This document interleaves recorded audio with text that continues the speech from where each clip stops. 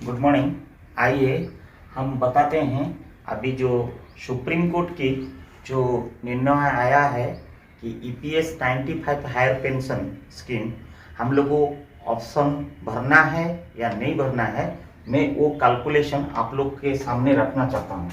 Pension calculation under EPS 95 higher pension scheme जो 4/11/2022 को सर्वोच्च न्यायालय जो सुप्रीम कोर्ट ने निर्णय लिया है उसको भरना है और वो दिया है कि 3 मार्च 2023 तक इसको भरना है। हमने कैलकुलेशन करते हैं, एक सेल एम्प्लॉयज को हम एग्जाम्पल लेते हैं, एक सेल एम्प्लॉय को हम एग्जाम्पल लेते हैं। सेल में मान लीजिए कोई व्यक्ति एकदम लोअर ग्रेड मतलब S1 कैटेगरी में है। S1 category in the sense जिसकी सैलरी है 8630, 3% इंक्रीमेंट रहता है और उसकी अपर लिमिट जो होता है 12080। आइए पहले सेल का जो सर्वोच्च नॉन एग्जीक्यूटिव कर्मचारी S1 कैटेगरी में है हम उसका कैलकुलेशन को पहले करते हैं। सपोज ये व्यक्ति मान लीजिए ऑप्शन भरता है, सीरियल नंबर 1, ये व्यक्ति S1 कैटेगरी ऑप्शन भरता है, ऑप्शन ऑप्ट कर दिया है, ऑप्टेड, ठीक है। और इसका सैलरी मान लीजिए मिनिमम सैलरी 8630 था। देन पेंशन कैलकुलेशन ये बोलता है last 5 years average salary. Calculation formula जो बोलता है average salary of last 60 months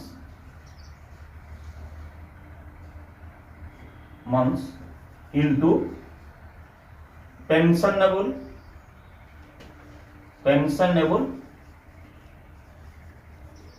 service contributed from November 95 till the retirement. Suppose हम लोग रिटायरमेंट जो एक एग्जाम्पल लेते हैं, वो रिटायरमेंट सपोज उन्होंने जो व्यक्ति रिटायर कर रहा है हमने ले रहा है कि वो जून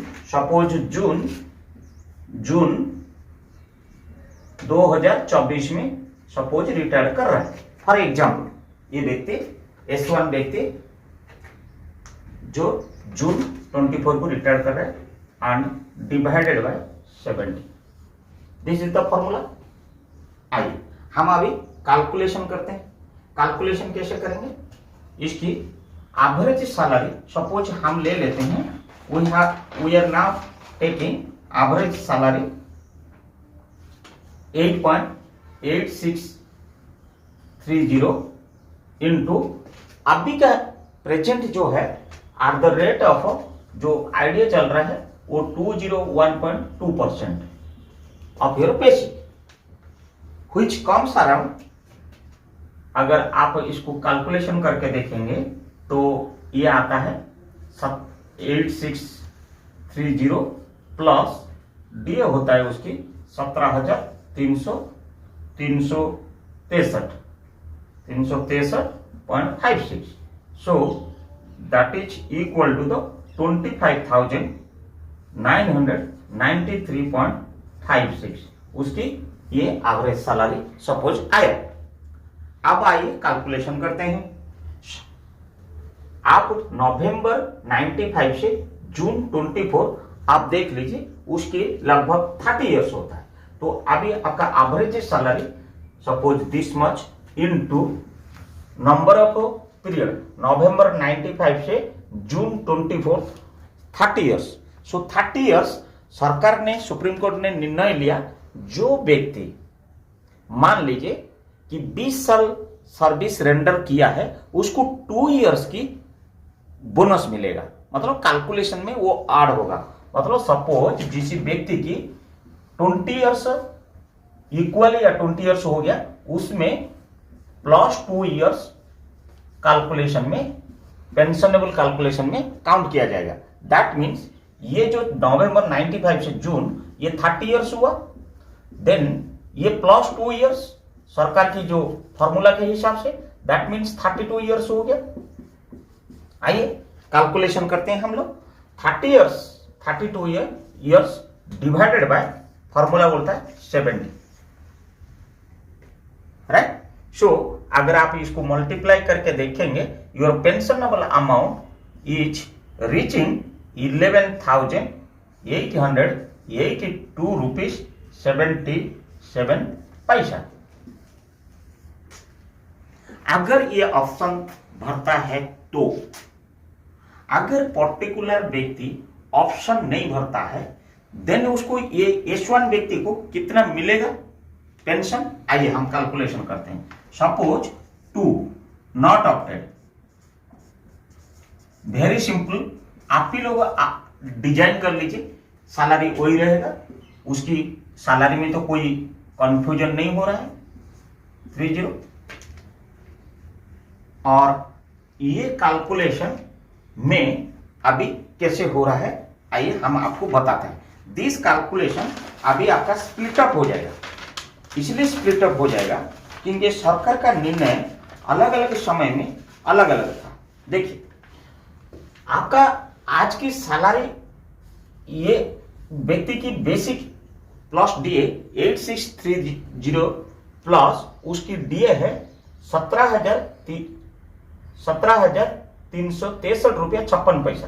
टोटल उसका बेसिक प्लस डीए मिलके सैलरी हो जाता है 25,993.56, ठीक है। लेकिन सरकार क्या किया था, आइए यहाँ पे अगर जो ऑप्टेड नहीं कर रहा है, यहाँ पे 3 प्रकार है। जब नवंबर 95 से लेकर आपका सितंबर 2001 तक सरकार का सीलिंग था कि आपका basic plus DA is limited up to 5,000। ये 8,600 प्लस इसका डीए मिलके इतना हो सकता है, या उस समय बेसिक कितना रहेगा, लेकिन ये लिमिट कर दिया 5,000 तक। देन ये 5,000 का अगर हम कैलकुलेशन करेंगे, 5,000 को अगर कैलकुलेशन करेंगे, आपको देखेंगे कि वो फॉर्मूला में अगर ये फॉर्मूला हम डालते हैं, एवरेज सैलरी आपका कितना हो गया 5,000 इंटू 71, क्योंकि नवंबर 95 से सितंबर 2001 तक आपकी आता है 71 मंथ्स।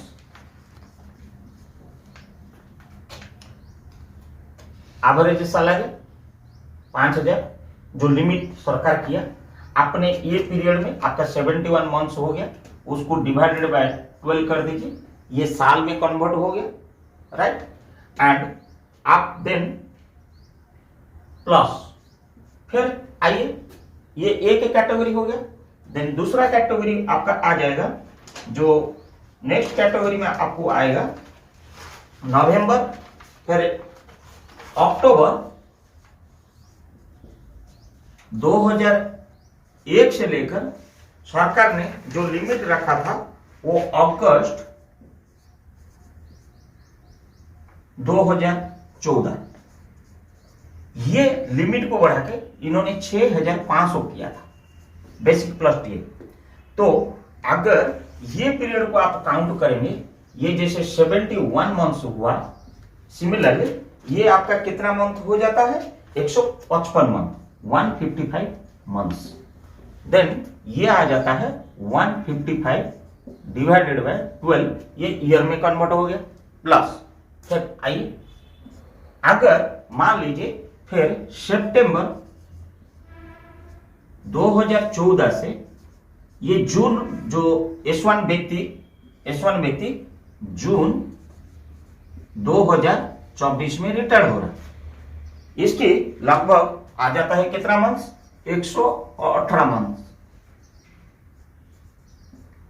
अच्छा आइए आप लोग को देखोगे, ये जैसे 5,000 सीलिंग था, ये 6,500 था, सरकार ने सितंबर 2014 को ये लिमिट को बढ़ा के 15,000 करके रखा है। तो ये व्यक्ति जेहेतु नॉट ऑप्टेड कर रहा है तो इसको ये फिगर से कोई लेन देन नहीं है। इसको एक 15,000 सरकार जो लिमिट रखा है, ये लिमिट के हिसाब से फिर इसका कैलकुलेशन हो जाएगा 118 डिवाइडेड बाय 12। अगर मान लीजिए साल में कन्वर्ट कर रहे हैं, ये टोटल का समेशन डिवाइडेड बाय 70। ये 2 इयर्स भी उसको लैप्सेस हो गया, मतलब वो कैलकुलेशन आएगा क्योंकि वो ऑप्शन बनता नहीं। अगर आप इसको कैलकुलेशन करेंगे देन ये आपकी आ जाएगा लगभग, आपका कैलकुलेशन जो वैल्यू आएगा आप को देख लीजिए, ये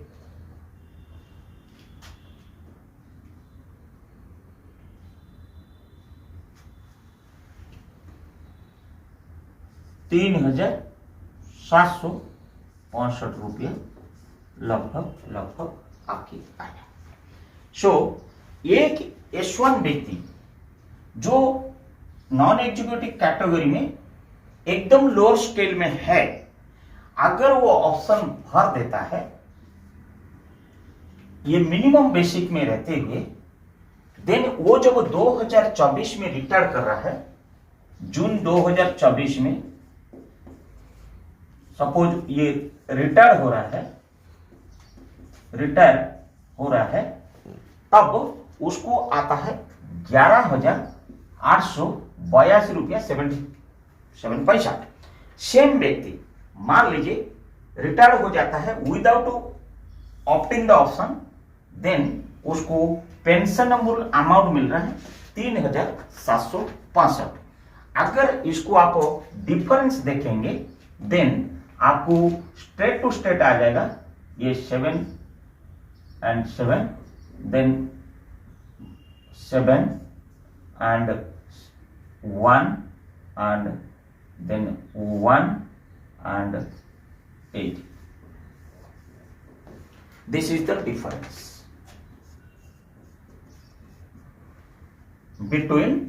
between opt and not opt. Choice is yours. आपने देखा कि कैसे कैलकुलेशन हो रहा है। एक S1 व्यक्ति जो नॉन एग्जीक्यूटिव में कोई सेल में या कोई ए ग्रुप कंपनी में या कोई भी PSU में जो भी काम करता है, जिसकी स्केल इसी के अंदर में होता है, और हमने 2024 को रिटायरमेंट जब लेता है कैलकुलेशन में, देन मिनिमम बेसिक में उसको आता है ₹11,882.77 अंडर EPS हायर स्कीम में। अगर वो ऑप्शन भरे तो, अगर ऑप्शन नहीं भरेगा देन उसको स्ट्रेट वे ₹3,765 आता है। डिफरेंस ₹8,171.77, उसको स्ट्रेट उसको डिफरेंस दिखाई दे रहा है, बचत हो रहा है। और अभी हम लोग को उचित निर्णय लेना पड़ेगा, क्योंकि ऑप्शन भरना या नहीं भरना ये इंडिविजुअल के ऊपर डिपेंड करता है। उसका रिक्वायरमेंट क्या है, उसकी रिटायरमेंट के समय में जरूरत क्या है, और उसकी डिमांड्स क्या है, नीड्स क्या है, और कंट्रीब्यूशन जो देना पड़ेगा उसका अफोर्डेबिलिटी है या नहीं है।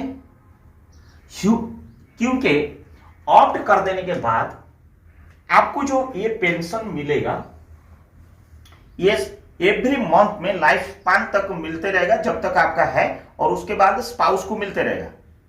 इन ए स्प्लिटअप मैनर में आप हर महीना accumulated gain will be more. अगर इस अमाउंट को अगर आप भरते नहीं हो, क्योंकि आपको ये फिगर लेने के लिए you have to also 8.33 rupees के सरेंडर करना पड़ेगा contribution from your EPF to EPS। मैं डिटेल बाद में बताऊंगा, लेकिन अभी अगर जो व्यक्ति मान लीजिए नॉट ऑप्ट कर रहा है, उसको कुछ कंट्रीब्यूशन EPF फंड से आपको EPS को देना ही नहीं पड़ेगा, इसीलिए वो जरूरत भी नहीं है, तो इसको ह्यूज अमाउंट मिलेगा एट ए टाइम, उसका रिक्वायरमेंट फुलफिल हो पाएगा। Whereas ये जो लेकिन जब वो जून 2024 में रिटायर कर देता है, उसको PF वैल्यू जो ऑन हैंड अमाउंट कम हो जाएगा, मिगर हो जाएगा।